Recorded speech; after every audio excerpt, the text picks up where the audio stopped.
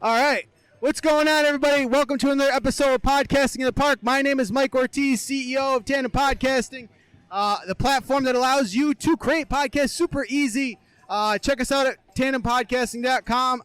All right. We're going to go crazy stuff. So, movie Groundhog Day, Bill Murray, he falls asleep and he wakes up and he relives moments. So, yeah. You fall asleep tonight, you wake up, it is January 1st, 2020. You remember everything you remember right now. You wake up, what do? All right, well, I mean, the easy answer is just go all in Bitcoin, Dogecoin. Yeah, like literally every single one. Everybody. That's number one. God, number two, I mean, I think I would just remind myself to really appreciate, like, I know for me, this pandemic was a year, spent primarily with family. Yep. Like, sitting at home, learning new skills, just sort of taking advantage of kind of like not a vacation at all, but like the world was kind of on pause. Yep. And I know that now we're all super excited to get out of it, but at the time it was kind of novel and exciting. And I think I would remind myself to enjoy it. I would I don't know, really, take more photos, appreciate the moments. Yep. I don't know, probably would have traveled a bit sooner, I think. Yeah. No, to be honest, like just knowing all the proper mask protocols and like what COVID is and what it isn't. Like, right. Yeah. Obviously, get vaccinated, wear a mask, socially distance. Like at the time, I'm saying, knowing what I know now, it would have just been mask, face shield. Go on a plane, see California, kind of thing. Yeah. Don't go on planes. But yeah, that's about what I would have done differently. Awesome. Buy Bitcoin, 100%. That's first on the list. All right. I'd buy the dip in March, or in February. That's when the shit really tanked. So that would be what I do. Not Dogecoin? I mean, bro, I would wait to buy Dogecoin until January 2021, bro. Like, I gotta live the whole year again, so. That's awesome. Quit my job because I know these investments about to blow up. Yeah. And so I'm basically confident in that. So there it is. That'd be the first thing I do. Awesome. What about you?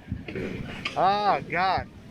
I mean, I feel like we'd have to tell the world about the pandemic somehow. I don't know if anybody would listen, but. Bro, they knew about the pandemic in January, though. January 2020. That's when news first started coming out of China. They did. So I'm like, they already knew.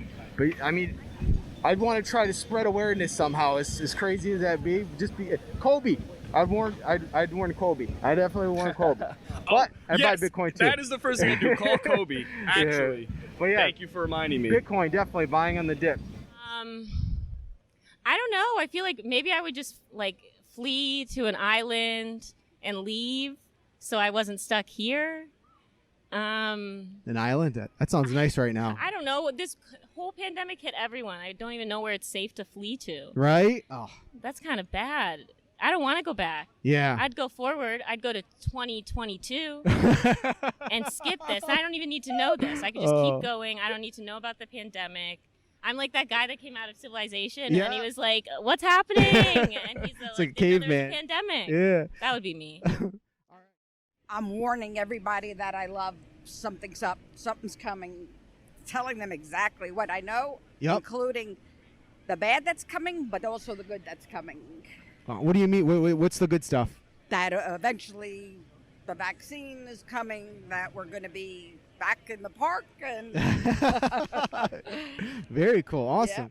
I'm probably planning a vacation, honestly. I usually try to get out at least once a month from Dallas and just go experience something. So looking at January 1st, I'm probably looking at flights, see what's available. Nice. That's usually my birthday, so I usually go to Vegas or do something like that. Woo! That's fun. Nice. Very cool. Wow. That's awesome. I'll probably beg my dad to go to Hershey Park because we were supposed to go to Hershey Park right before Corona. Dad's got to take him to Hershey Park. Hershey Park is where he wants to go. What do you like over there? The roller coasters? What do you want to go to Hershey Park? What's your favorite part about it? I'm not sure. The last time I went there was a long time ago. Yeah? What's chocolate? Is that like the? I've never been there, so I'm just curious. Like, what's cool about Hershey Park? Is it rides? I'm assuming. I don't really remember. Oh, gotcha. But we want to go Hershey Park. We're going how about 2022? You want to go maybe 2022? We'll see. Maybe. How are you guys handling dating during the pandemic? I don't know. We're not. You guys single, relationship? Yeah, I'm single. Okay. I kind of have a boyfriend. Oh, kind of boyfriend. Kind of Gotcha. have a boyfriend. What's that mean? We've been hanging out since February last year. Oh, okay. But we're not serious. We just enjoy each other's company. I didn't at all because I think it's awkward. Like the video, like calling thing is too awkward for me. So I was like, Is that what a lot of people are doing? I you took notice? a break from it because I was like trying a lot before pandemic. Like, okay, this isn't a perfect time. I'm gonna give it a break, time for myself, and yeah. Zoom fatigue or is FaceTime for whatever This is like fatigue. awkward. Yeah. No, I cannot do that. No. I don't think. Okay, you don't got it.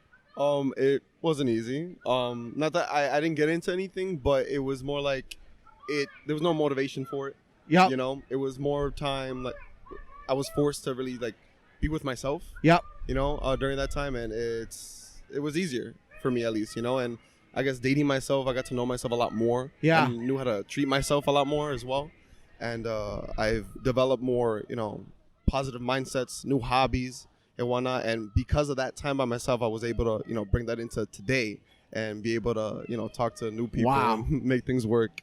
So starting a lot of things you would have started today, or you're doing things to make yourself better. That's really cool. A lot of growth and development. I was definitely hung up on this one girl during the year. Yeah. So I was pretty focused on building that relationship, which didn't end up going super well, but that's a whole other can of worms. We'll get into that.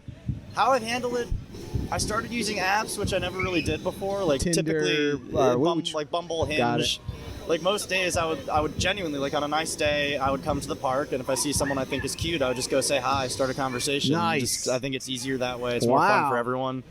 That sounds intimidating. I mean, it sounds hard. Good for you, man. It is, but it's also at the same time, it's like it's more upfront, like anxiety and difficulty for like a much smoother, much more fun, organic experience because I feel like whether she says yes or no, just like being polite and doing it during the day and in a public place, like I feel like she respects you regardless, and like most people will be super receptive and kind to you even if they're not interested. 100%. And that's been most of my experience. Like even if I go up to someone and she's like, no, absolutely not. Like it's not hostile, and it's not like a blow to the ego. It's just like, all right, I put myself out there, it didn't work, and that's just what it is. Yeah. Very cool, man. That's awesome. Short answer to your question is started using dating apps, which I hadn't done previously and don't usually prefer to, but yeah, COVID. Awesome. Desperate times.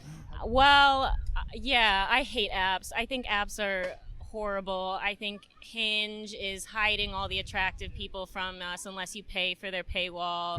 I think that Bumble is a trick. Same thing. The League is stupid. Why make an elite dating app? That's dumb. It's all stupid. I really hate dating apps, but I've been single for a really long time, so I don't know if that's a self-sabotaging thing. But I would just recommend stop dating, love yourself, and artificially inseminate, because eventually men will be irrelevant. But that's just me. Nice. Honestly, if you're not heterosexual, you're probably doing a lot better. Oh, God. I'm love over it.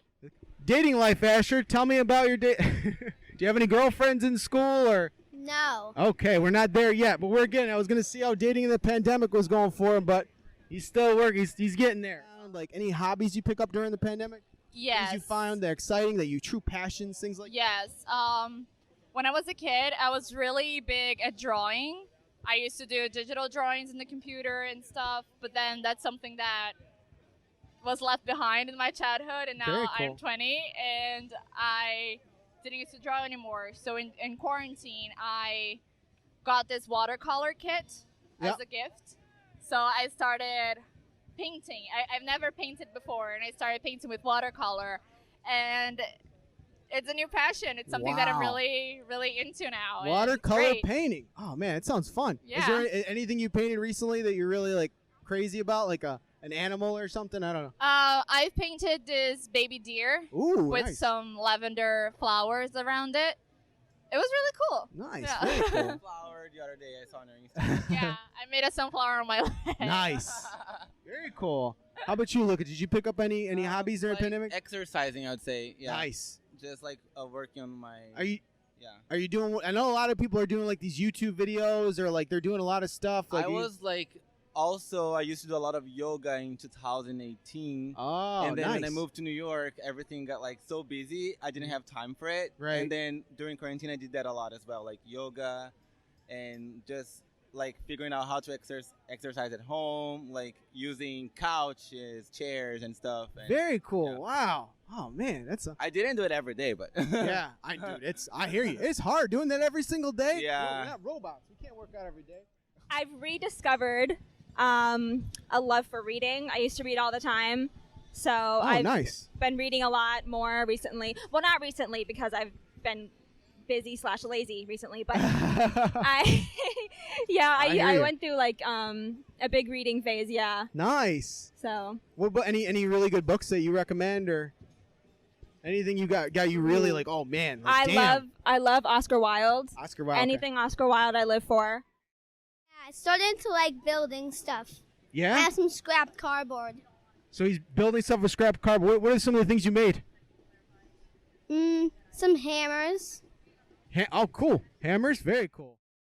Watching a lot of movies. Yeah? You know, yeah, I'm going to school into filmmaking, and I had marathons just studying film and analyzing them, and also I wouldn't consider this a hobby, but just I guess just talking more with my family. Yeah. Because I found myself before the pandemic not really expressing myself the way that I usually do now with them, and I guess you can call that just a lifestyle now and not a hobby. So yeah, that's a big one for me. Yeah. So cool. Wow. How about you, Juan? Well, there's a bunch of things, especially hanging out with my dad more. Yeah. I'm not gonna say it's a hobby, but he lost his job during the pandemic, so I got to spend a lot of time with him, which is something that I usually couldn't do because he was always like, even back in Venezuela, he would always be away for work, even though he took me sometimes. Yeah. But he would always be in the road in another state, like 1,000 kilometers away from me. So just talking to him more, and I started reading scientific papers. Oh, cool. Just out of curiosity.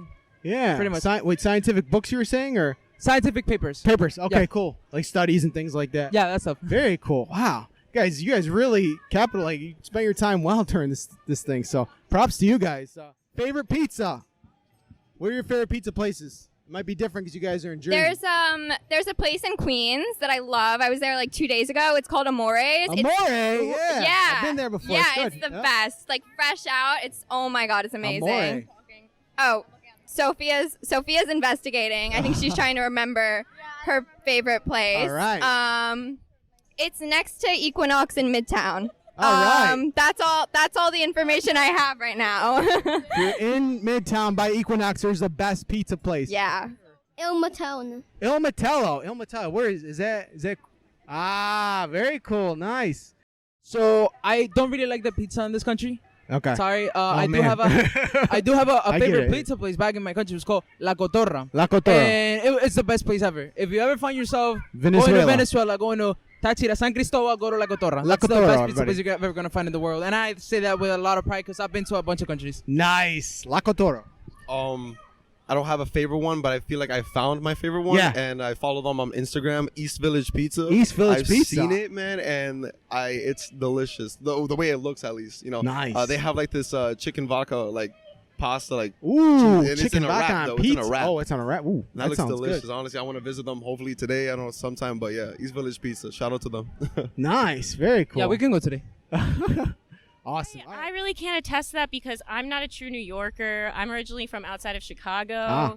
So there's some love of deep dish. Is there any places that you really liked here? Here, I really like Baker's. Ooh. That's kind of near us. I